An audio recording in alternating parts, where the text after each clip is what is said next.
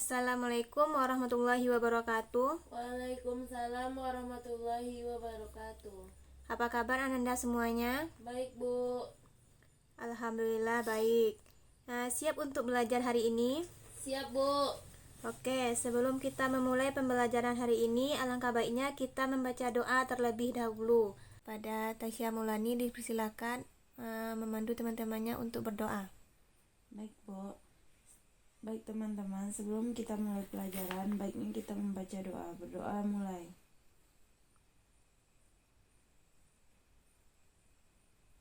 Berdoa selesai.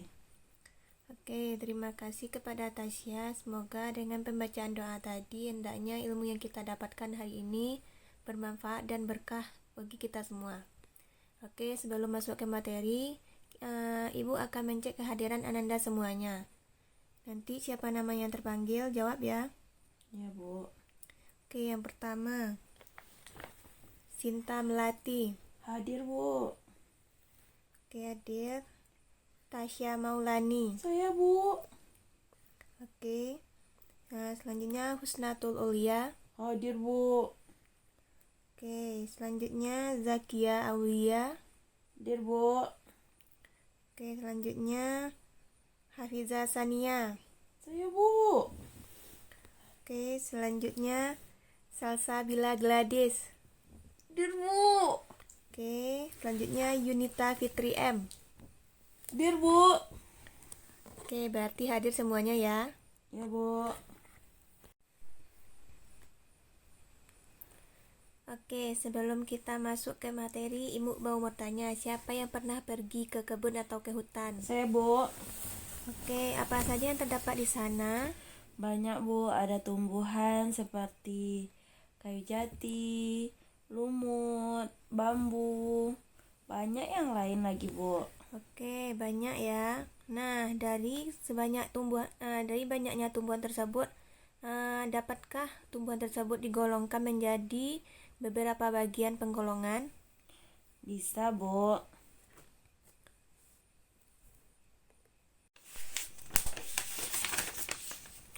Nah, tadi katanya bisa. Siapa yang bisa menyebutkan apa saja penggolongannya? Saya, Bu.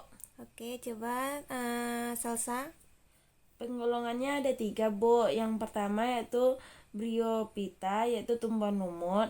Yang kedua Pteridophyta, yaitu tumbuhan paku. Dan yang ketiga Spermatophyta, yaitu tumbuhan biji. Ya, benar sekali ya Salsa. Bagus. Nah, selain pengelompokan yang tadi, pengelompokan tumbuhan juga ada berdasarkan cara perkembangbiakannya. Yang pertama yaitu Cormophyta berspora, adanya yaitu seperti Bryophyta dan Pteridophyta. Dan juga Cormophyta berbiji, adanya seperti Spermatophyta. Selanjutnya juga ada berdasarkan tidak adanya jaringan pengangkut. Seperti ada Archaeophyta yaitu Bryophyta dan Tracheophyta seperti Pteridophyta dan Spermatophyta.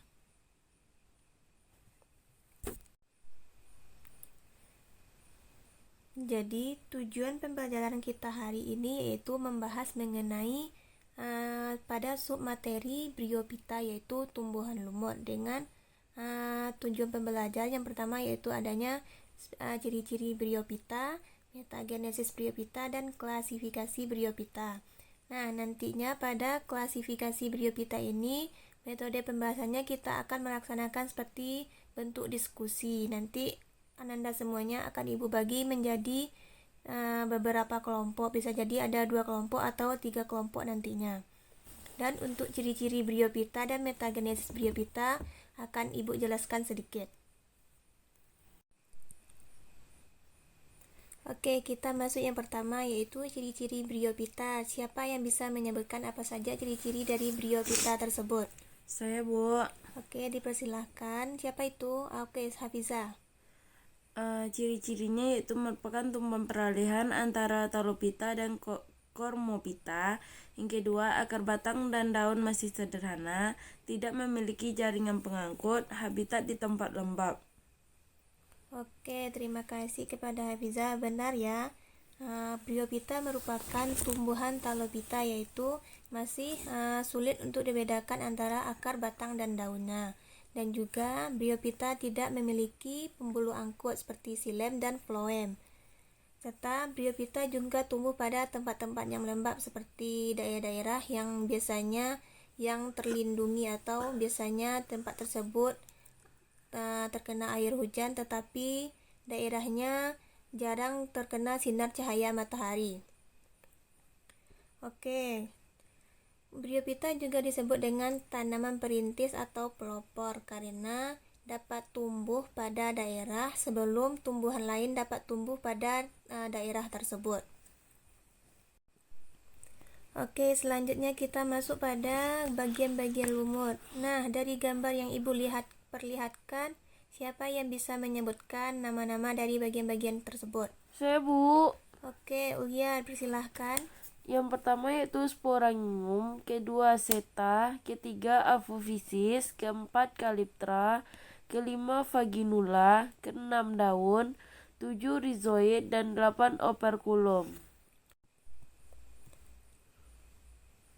Nah, betul sekali yang disebutkan oleh Ulia tadi. Yang pertama, yang nomor 1 itu disebut dengan sporangium, yaitu merupakan tempat dihasilkannya spora nantinya. Dan yang kedua itu disebut dengan seta atau tangkai dari sporangium tersebut. Dan yang ketiga itu disebut juga dengan apophysis atau ujung seta yang melebar. Nah, pada yang nomor 4 ini disebut dengan calyptra atau tudung kotak spora. Pada bagian nomor 5 disebut juga dengan vaginula atau kaki dari sporangium. Dan yang keenam, yang keenam ini disebut dengan daun dari lumut tersebut.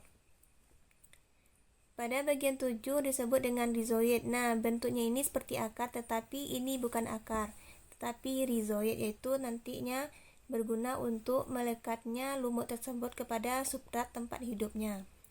Dan yang ke-8 itu disebut dengan operculum atau tutup dari kotak spora. Nah, pada lumut ini juga terdapat 2 fase pada perkembangbiakan, yaitu fase sporofit dan fase gametofit. Pada fase sporofit nanti menghasilkannya sporangium yang nanti di sana juga dihasilkan sel induk spora yang haploid. Sedangkan pada fase gametofit nantinya menghasilkan gamet atau sel kelamin pada lumut tersebut. Nah, ada yang bisa menyebutkan bagian mana yang disebut dengan fase sporofit dan gametofit tersebut? Saya, Bu. Oke, Husnatul, dipersilahkan. Bagian sporofit itu terletak pada bagian atas dan sedangkan gametofit itu pada bagian bawahnya, Bu. Ya, betul sekali.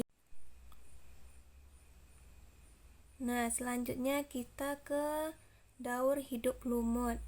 Nah, daur hidup lumut ini dimulai dari spora atau spora haploid yang nantinya spora tersebut jatuh kepada lingkungan atau tempat lembab. Nah, nanti spora tersebut akan berkecambah membentuk protonema atau gametofit muda seperti yang terlihat pada gambar. Nah, pada gametofit muda ini sudah ada rhizoidnya, yaitu tempat melekatnya lumut tersebut ke tempat substratnya hidup.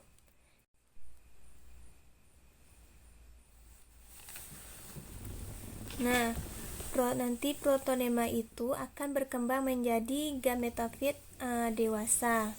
Nah, gametofit dewasa inilah yang disebut dengan lumut itu sendiri. Nanti pada gametofit dewasa ini akan menghasilkan antheridium dan archegonium. Nah, antheridium ini nantinya menghasilkan gamet jantan dan sedangkan archegonium menghasilkan gamet betina yaitu ovum. Nah, antheridium dan archegonium ini nantinya akan mengalami fertilisasi yang menghasilkan zigot diploid atau 2N. Nah, zigot ini nantinya akan berkembang menjadi sporofit seperti yang terlihat pada gambar, yaitu sudah terbentuknya sporofit. Nah, nanti di dalam sporofit ini ada turut berkembang menjadi sporangium yang terdapat di dalamnya sel-sel induk spora yang diploid. Nah, nanti sel-sel spora yang diploid ini akan mengalami pembelahan meiosis membentuk spora yang haploid. Nah, spora haploid inilah yang nantinya akan berkembang menjadi protonema. Nah, dari gambar daur hidup lumut tadi kita bisa melihat bagaimana bentuk skema metagenesis dari lumut tersebut. Yang pertama, seperti skema yang terlihat, yaitu adanya spora atau spora haploid, di mana nantinya spora tersebut akan berkecambah membentuk protonema atau tumbuhan lumut muda. Nah, pada tumbuhan lumut muda ini nantinya akan berkembang menjadi tumbuhan lumut dewasa atau fase gametofit. Nah, dari fase gametofit inilah nantinya akan menghasilkan sel gamet atau sel kelamin. Sel kelamin yang dihasilkan yaitu ada dua, yaitu antheridium dan archegonium. Antheridium ini nantinya akan menghasilkan sel sperma, sedangkan pada archegonium akan menghasilkan sel ovum. Nah, setelah terbentuknya sel kelamin, maka sel antheridium dan archegonium tersebut akan mengalami fertilisasi, di mana yang akan nantinya menghasilkan zigot. Zigot yang dihasilkan yaitu zigot diploid. Nah, nanti zigot tersebut akan berkembang menjadi sporofit atau fase sporofit, di mana pada fase sporofit ini akan terdapatnya sporangium atau kotak spora. Nah, dari kotak spora tersebut terdapat sel-sel induk spora yang diploid atau 2N. Nah, nantinya dari sel-sel induk spora tersebut akan mengalami pembelahan meiosis yang nantinya menghasilkan spora yang haploid, yaitu spora yang siap untuk berkembang biak menjadi lumut selanjutnya. Baiklah, dari penjelasan Ibu tadi mengenai ciri-ciri dan bryophyta dan metagenesis bryophyta, siapa yang bisa mengulang kembali apa saja itu ciri-ciri dan bagaimana skema metagenesis dari bryophyta? Saya, Bu. Oke, dipersilahkan. Baiklah, ciri-ciri dari bryophyta. Yang pertama yaitu talophyta tidak dapat dibedakan antara akar, batang, dan daun. Disebut juga dengan tumbuhan peralihan karena tumbuhnya masih berupa talus atau lembaran. Tetapi ada juga yang sudah mempunyai struktur mirip akar, batang, dan daun sejati. Disebut tumbuhan pelapor atau peritis karena tumbuh di sekitar tempat sebelah tumbuhan lain mampu hidup. Yang selanjutnya itu mempunyai dua bentuk generasi, yaitu gametofit dan sporofit. Bagian-bagian dari bryophyta yaitu yang pertama yaitu sporangium, tempat dihasilkannya spora, seta tangkai dari sporangium, apofisis ujung seta yang melebar, calyptra tudung kotak spora, vaginula kaki sporangium, daun rhizoid strukturnya seperti akar, operculum yaitu tutup kotak spora. Selanjutnya yaitu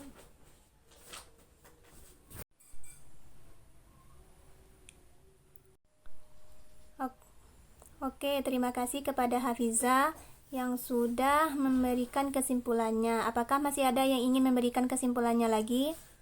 Saya, Bu. Oke, dipersilahkan kepada Zakia.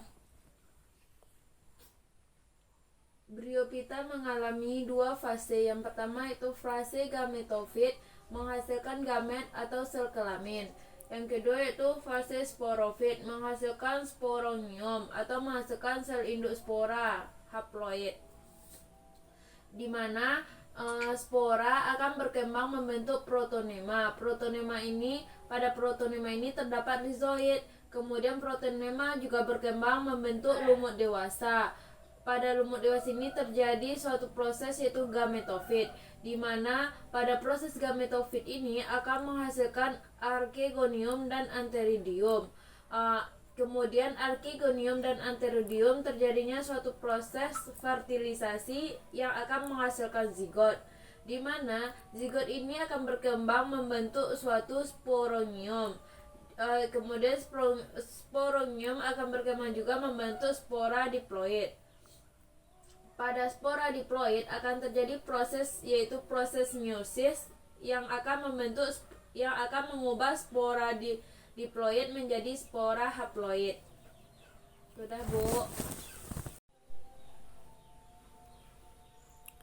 Terima kasih kepada Zakia. Ya, sudah betul yang disebutkan Zakia, tetapi di sini Ibu akan sedikit memperbaiki penjelasan dari Zakia sebelumnya, yaitu pada zigot itu akan menghasilkan sporangium. Nah, di sporangium inilah nantinya dihasilkan spora diploid. Nah, nantinya spora diploid ini akan mengalami pembelahan meiosis, lalu akan terbentuklah spora yang haploid. Apakah masih ada yang ingin memberikan kesimpulan atau yang mau bertanya? Sepertinya tidak ada ya. Apakah sudah paham semuanya, Nanda? Paham, Bu. Oke. Berarti semuanya sudah paham.